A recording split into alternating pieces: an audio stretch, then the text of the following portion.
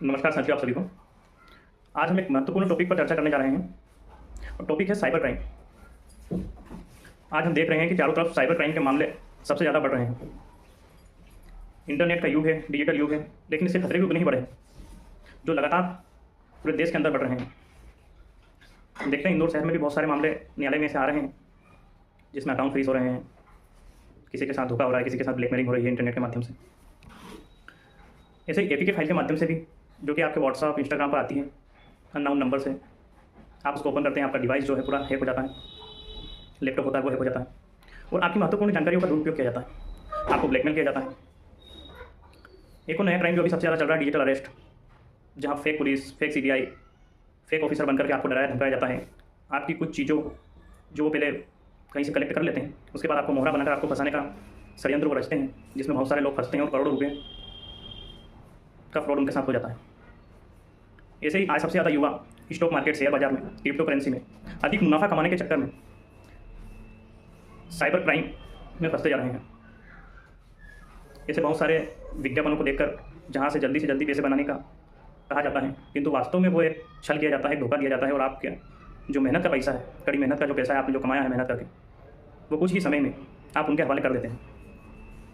आपके लालच के ऊपर आपको ठगा जाता है, आपको फंसाया जाता है, आपको मोहरा बनाया जाता है। ये क्राइम हम देख रहे हैं सबसे ज़्यादा बढ़ रहा है, फिर वो इंदौर हो या पूरे ऑल ओवर इंडिया की मैं बात करूँ तो सबसे ज़्यादा मामला साइबर क्राइम का आजकल देखने में आते हैं हमको। क्रिप्टो करेंसी में जिसकी जानकारी वास्तव में युवाओं को होती नहीं है, किंतु वो देखते हैं, बड़े बड़े एडवर्टाइज देखते हैं इंस्टाग्राम, फेसबुक के माध्यम से, जो कि डिजिटल मार्केटिंग होती है। सिर्फ युवाओं को फंसाने के लिए उनको मेंटली ऐसा कर दिया जाता है कि युवा इजी मनी के चक्कर में अपनी जो सेविंग मनी है वो भी गवा देता है। आज हम देखते हैं बहुत सारे अकाउंट फ्रीज होते हैं, किसी ने अगर गलत किया है तो उसका अकाउंट फ्रीज होता है, कोई कंप्लेन हो जाती है साइबर क्राइम की। लेकिन अगर किसके अकाउंट में पैसा गया है, इलीगल पैसा, उससे अदर पर्सन को ट्रांजेक्शन करा, ऐसा फोर्थ लेयर और फिफ्थ लेयर में भी अकाउंट फ्रीज हो रहे हैं। सबसे बड़ी समस्या है, जिन्होंने अपराध नहीं किया है उनके अकाउंट भी फ्रीज हो रहे हैं यहाँ पे। ये एक बड़ी समस्या है, बहुत सारे केसेस आते हैं हमारे कोर्ट में, अकाउंट फ्रीज हो रहे हैं। किसी के अकाउंट में 10,000 आए, किसी के में 500 आए, किसी का कहीं साइबर क्राइम से अकाउंट फ्रीज हुआ है, बैंक उसके अकाउंट पर होल्ड लगा देता है, डेन लगा देता है।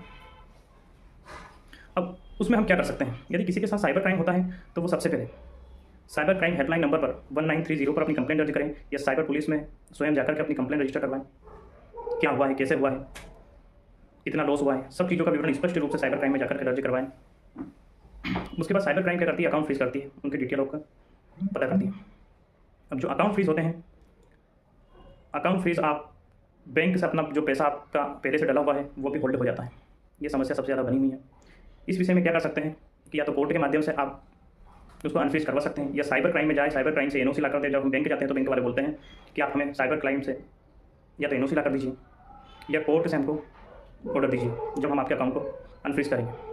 कोर्ट के, हाई कोर्ट के, सुप्रीम कोर्ट के बहुत सारे जजमेंट हैं जिसमें सिर्फ वो जिस अकाउंट का ट्रांजेक्शन हुआ है उसी को, पर्टिकुलर अमाउंट को होल्ड कर सकते हैं, पूरे अमाउंट को होल्ड नहीं कर सकते हैं। किंतु बैंक अधिकतर पूरे अकाउंट पर होल्ड लगा देता है। उसके बाद बहुत से पर्सन जिनका अकाउंट फ्रीज हुआ है वो काफ़ी परेशान होते हैं, क्राइम ब्रांच के चक्कर लगाते हैं, वहाँ से नहीं होता है।